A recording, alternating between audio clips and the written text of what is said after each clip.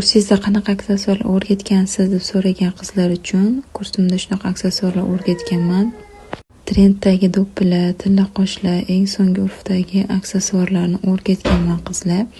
Anor tilla qosh ham bor, smola texnikasidagi aksessuarlar ham bor. Tilla qosh, zebi kardon, zrela yasash, har xil aksessuarlar yasash darsliklari ham bor.